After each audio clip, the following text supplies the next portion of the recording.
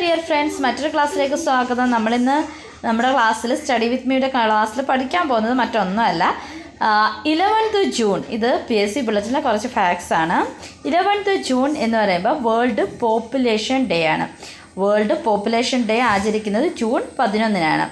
1987 ജനസംഖ്യ 500 മില്യൺ ആയതിൻ്റെ അടയാളമായിട്ടാണ് 1989 മുതൽ ജൂലൈ 11 നമ്മൾ എന്തായിട്ട് വേൾഡ് പോപ്പുലേഷൻ ഡേ ആയിട്ട് ആചരിക്കാൻ തുടങ്ങിയത്. ഇതിന് കാരണക്കാരനായ വ്യക്തി അല്ലെങ്കിൽ ഇങ്ങനൊരു നിർദ്ദേശം മുന്നോട്ട് വെച്ച വ്യക്തിയാണ് ഡോക്ടർ KC സക്കറിയ. അതുപോലെ തന്നെ UNFPAയുടെ ഫുൾ ഫോം എന്താണ്?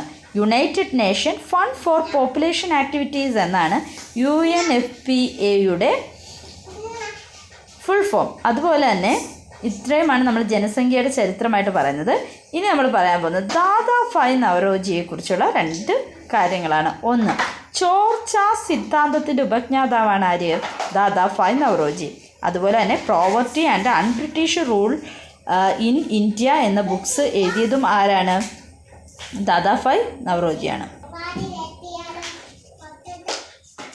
അതുപോലെ തന്നെ സ്വാതന്ത്ര്യം എൻ്റെ ജന്മാവകാശമാണ്, ഞാനത് നേടുക തന്നെ ചെയ്യും എന്ന് പറഞ്ഞ സാമൂഹിക പരിഷ്കർത്താവാണ് ബാലഗംഗാധര തിലകൻ. സ്വാതന്ത്ര്യം എൻ്റെ ജന്മാവകാശമാണ്, ഞാനത് നേടുക തന്നെ ചെയ്യും എന്ന് പറഞ്ഞ വ്യക്തി ആരാണ്?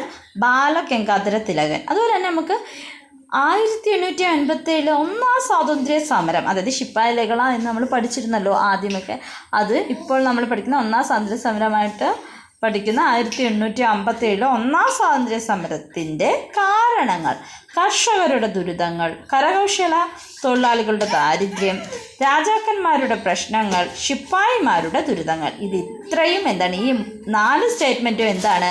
1857 സ്വാതന്ത്ര്യ സമരത്തിൻ്റെ പ്രധാന കാരണങ്ങളാണ് എന്ന് പറയണം. അപ്പോൾ ഈ ഓരോ സ്റ്റേറ്റ്മെൻറ്റും ശരിയാണ്, എല്ലാം ശരിയാണ് എന്നാണ് ഉത്തരം വരുന്നത്. അപ്പം ഇത്രയും പഠിക്കാം. All the best.